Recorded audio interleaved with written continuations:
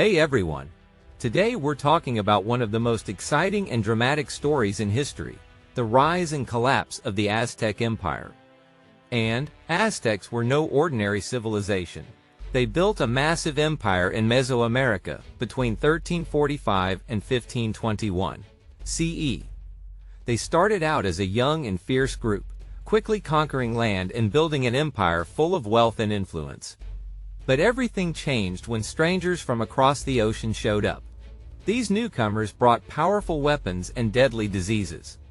Led by Hernán Cortés, the Spanish conquerors didn't come alone. Many local tribes, who were tired of the Aztecs' harsh rule and constant demands for sacrifices, joined forces with the Spanish. In just 3 years, the mighty Aztec Empire fell, bringing an end to one of the largest civilizations in the Americas. Let's take a step back and see how the Aztecs built such a powerful empire in the first place. Around 1400 CE, there were several small kingdoms in the Valley of Mexico. Two of the most important ones were Texcoco and Azcapotzalco. These two fought in 1428 during the Tepanec War. After Texcoco and its allies won, they joined with Tenochtitlán, the Aztec capital, and another city called Tlacopan to form the Triple Alliance. Together they started conquering new territories and demanding tributes from the defeated regions. Over time, Tenochtitlán became the most powerful city in the alliance, and its leader was known as the Huey Tlatoani, or High King. The Aztecs were successful because of their strong military. Every man was expected to fight, and elite groups like the Eagle and Jaguar warriors played a big role in battles. They focused on taking over major cities, and once those cities fell, the surrounding areas surrendered too. The defeated people had to pay taxes and give up captives, many of whom were taken back to Tenochtitlan to be sacrificed in religious ceremonies. By the early 1500s, the Aztec Empire had grown to cover about 135,000 square kilometers, and had around 11 million people. At the time, the Aztecs were seen as rulers of the world, controlling a rich and powerful empire. But even with all their success, the empire wasn't completely united. The Aztecs kept control by putting their own officials in conquered areas, forming marriages between leaders, handing out gifts, and building monuments to remind everyone who was in charge. Still, many regions weren't happy with Aztec rule, especially those on the edges of the empire. They were treated more like buffer zones than real parts of the empire, which caused resentment and unrest. The Aztecs also faced problems from their enemies. In 1515, they lost a major battle to the Tlaxcala and Huaxotzingo, which weakened their power. Another group that caused trouble was the Tarascans, who resisted Aztec control. These groups later teamed up with the Spanish, hoping to free themselves from Aztec rule. Sadly, they didn't realize they were trading one harsh ruler for another, even worse one. By 1515, there were already rumors of trouble. People reported seeing strange ships off the coast, calling them floating temples. These sightings made people nervous. And soon enough, those strangers arrived. The Spanish conquest of the Aztec Empire began with Hernán Cortés. The governor of Cuba, Diego Velázquez, had sent explorers to check out the mainland in 1517. They reported finding ancient ruins, colorful clothing, and gold.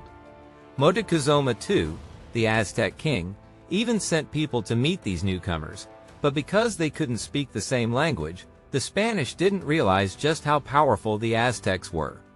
Even so, the gold was enough to convince Velázquez to send another expedition, this time led by Cortés.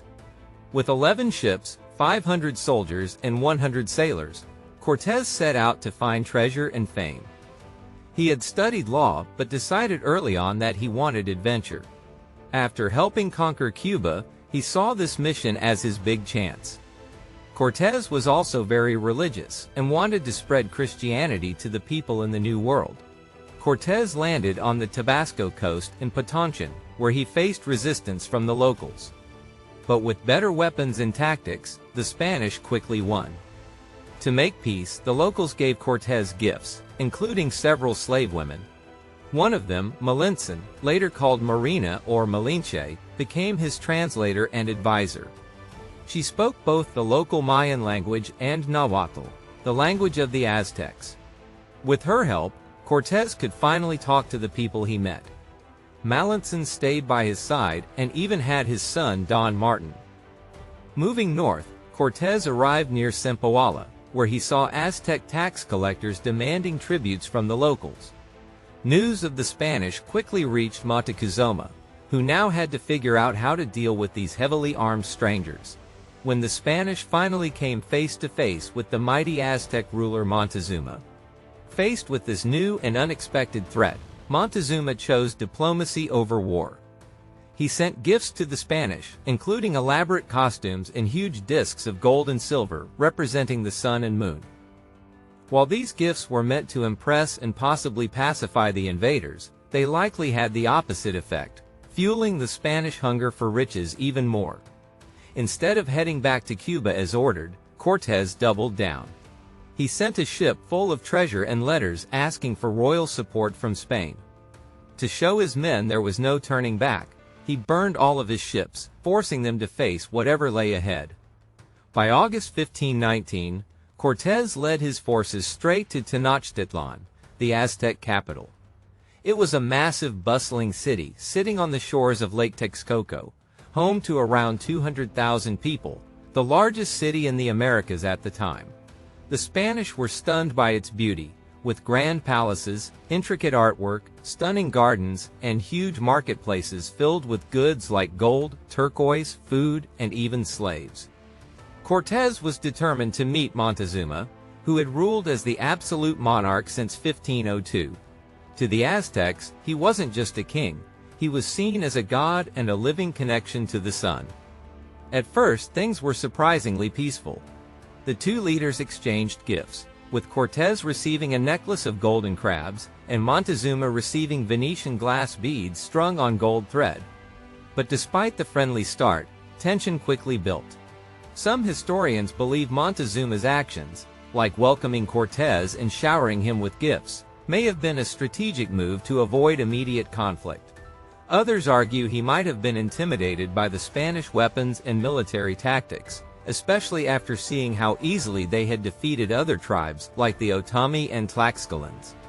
While older stories suggest Montezuma thought Cortés was the god Quetzalcoatl returning to reclaim his land, modern historians now dismiss that as a myth created after the conquest. It's more likely Montezuma was trying to buy time and avoid an outright war while assessing his enemies. Whatever Montezuma's intentions were, the uneasy peace didn't last. Within 2 weeks, the Spanish took him hostage and placed him under house arrest. Forced to swear loyalty to Charles V of Spain, Montezuma handed over more treasure and even allowed the Spanish to place a crucifix on top of the Great Pyramid, deeply offending his people. Things only got worse from there. Cortés had to leave Tenochtitlan temporarily to deal with a force sent from Cuba to arrest him for disobeying orders.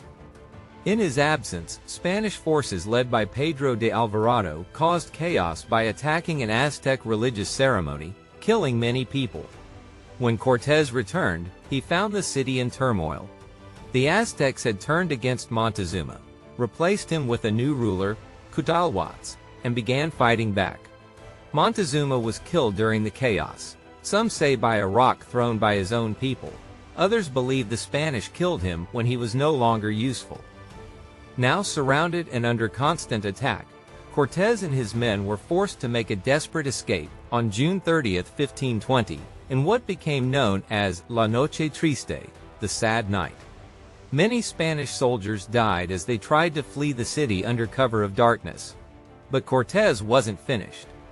After regrouping and forming alliances with local tribes, he returned with reinforcements. With the help of his new allies and a fleet of warships, he cut off Tenochtitlan's supply routes and laid siege to the city. By the time the final assault began, the Aztecs were already weakened. Smallpox, brought by the Spanish, had ravaged the population. After 93 days of brutal fighting, the city fell on August 13, 1521. The once great capital of Tenochtitlan was left in ruins, its temples destroyed, and its people slaughtered. Even Cortés' hardened soldiers were shocked by the level of brutality shown by their Tlaxcalan allies during the sacking of the city. From the ashes of the Aztec Empire, the Spanish built their new capital, Mexico City, marking the beginning of colonial rule in the region.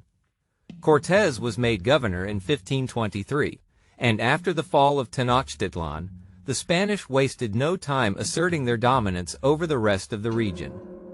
Their focus shifted to securing control, uncovering more riches, and tightening their grip on the former Aztec territories. They didn't face much resistance either. Many local tribes, long oppressed by the Aztecs and burdened by heavy taxes and demands for sacrificial victims, were eager to see their former rulers gone. Groups like the Tlaxcalans, who had already joined forces with Cortés on his march to the capital, continued to offer soldiers and supplies, hoping the Spanish would free them from Aztec domination. The odds were heavily stacked in favor of the Spanish. The Aztecs fought with weapons designed for close combat, obsidian-edged clubs, spears, and bows. While deadly in their own right, they were no match for European steel swords, cannons, and firearms. Spanish cavalry was another game-changer. Aztec warriors, dressed in bright feathered costumes and animal-themed armor, often stood out as targets on the battlefield, making it easy for the Spanish to take down commanders and throw entire units into chaos. Aztec tactics, focused more on capturing enemies alive for sacrifices than wiping them out, proved ineffective against the Spanish approach, which aimed to completely dismantle and conquer. The fighting was brutal, and the Aztecs' ritualized way of war couldn't match the organized formations and relentless assaults of the Spanish. Battles that had once been symbolic or ceremonial to the Aztecs became bloody, one-sided slaughters. Within 3 years, not only had the Aztecs fallen, but the Spanish had pushed further to subjugate other regions, including the Tarascan capital of Tzintzuntzan and the Maya highlands. With their military victories complete, the Spanish turned their focus to reorganizing the land under European rule.